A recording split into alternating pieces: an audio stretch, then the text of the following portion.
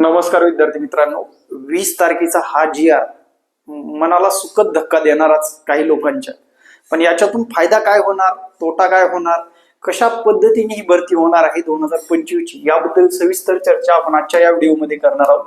2025च्या TAIT मध्ये हे 4 बदल करण्यात आलेले आहेत. एक म्हणजे पहिला वयाचं एक, त्यानंतर सेमी इंग्रजीचा मुद्दा, आणि विशेष म्हणजे सगळ्यांना आवर्जून म्हणजे विदाउट इंटरव्ह्यू व विथ इंटरव्ह्यू यांचे 50-50 प्रिफरन्स द्यायची. या 50 प्रिफरन्स पैकीच एक शाळा आपल्याला मिळणार, हे सुद्धा त्यांनी सांगितलेलं आहे. तर विद्यार्थी मित्रांनो लक्षात घ्या, तत्पूर्वी आपली बॅच चालू आहे बरं का, टेट 4 ची बॅच चालू आहे. TET ची सुद्धा बॅच चालू आहे. ज्यांना काही TET व TAIT याची तयारी करायची आहे त्यांनी माझ्या या संपर्क क्रमांकावर संपर्क साधायचा आहे. एकदम बेसिक लेवल शून्यापासून सर्व गोष्टी शिकवल्या जातील विद्यार्थी मित्रांनो. हा संपर्क क्रमांक व्हॉट्सअप आहे, व्हॉट्सअप केला तरी चालेल. संध्याकाळी 8च्या नंतर कॉल करण्याऐवजी 8च्या अगोदर कॉल केला तर रिसिव्ह केला जाईल, आणि व्हॉट्सअप तुम्ही 24 तास कधीही करू शकता. चला मित्रांनो बघू 50-50 प्रिफरन्सचा हा मुद्दा खूप महत्वाचा आणि गाजलेलाच आहे. सगळ्यात महत्वाचं म्हणजे बघा इथे काय म्हटले, उमेदवारांना त्यांच्या आहारतेनुसार, बघा आता याचं काय करायचं कसं करायचं ते पण सांगतो पुढे.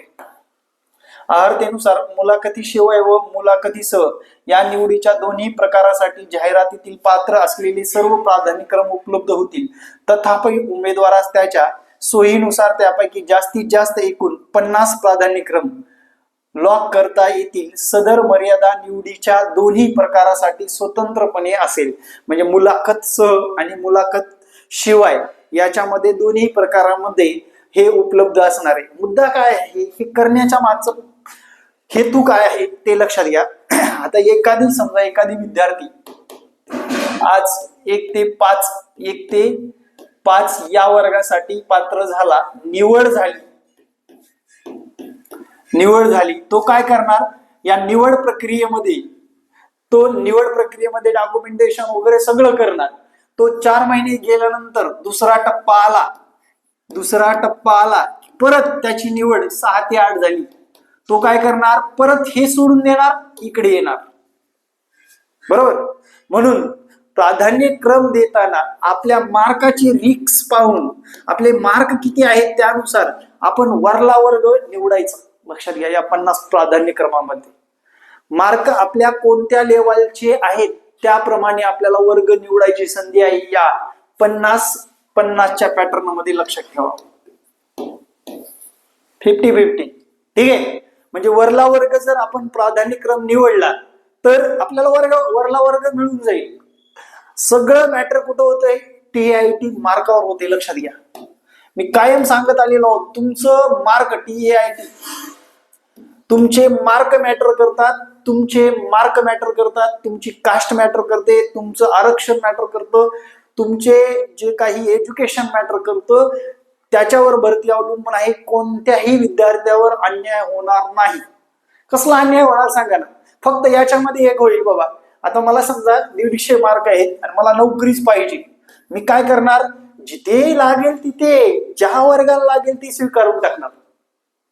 माझी लायकी आहे 11वी-12वी साठी, पण मी काय केलं, जे काही मला वर्ग भेटेल तो वर्ग स्वीकारला. म्हणजे खाल्ला असू द्या, वरला असू द्या, काही असू द्या. ज्यांना नोकरीची आवश्यकता आहे ते लोक असं करतील. त्यामुळे कमी मार्काचं वाल्यांचं थोडस नुकसान इथे होईल, थोड्याफार प्रमाणामध्ये. मला सांगा, मागच्या भरतीमध्ये कुणाला असे प्रेफरन्स आले का इंटरव्ह्यू मध्ये, विदाउट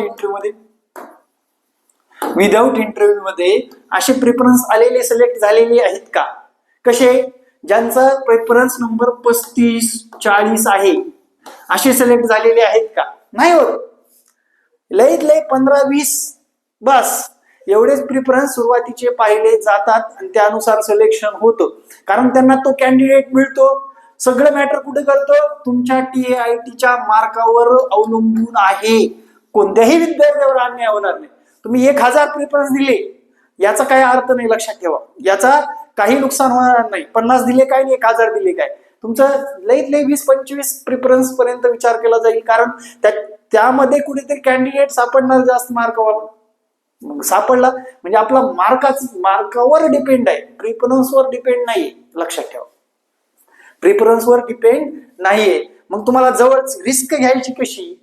आता रिस्क घ्यायची कशी? तुम्हाला जवळचा जिल्हा हवाय, थांबा, बिंदासपणे थांबा, तट धरून बसा, कारण आपले मार्क बोलते.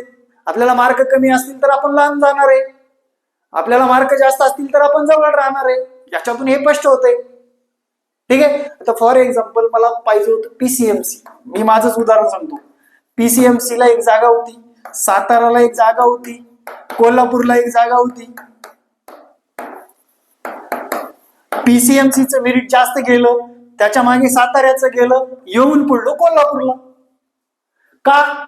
तर माझी मार्क डिपेंड करतात. इथे मेरिट 125 लागलं समजा, इथे 124 लागलं आणि या ठिकाणी 120 लागलं.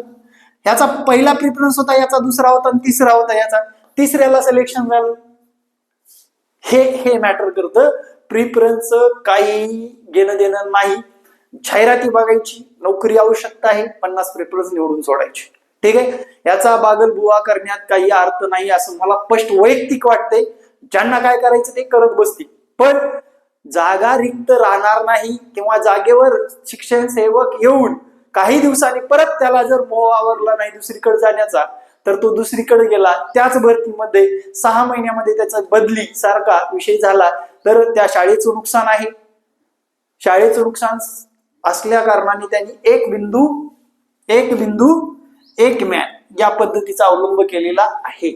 म्हणजे एकदा या परीक्षेमध्ये निवड झाली की तुम्हाला जर बदलून हवा असेल किंवा वरला वर्ग हवा असेल, तर दुसरी परीक्षा देऊन चांगले मार्क घेऊन तुम्ही काय करू शकता, TIT मध्ये बदल करून घेऊ शकता किंवा शिक्षक होण्यासाठी वरला वर्ग निवडू शकता.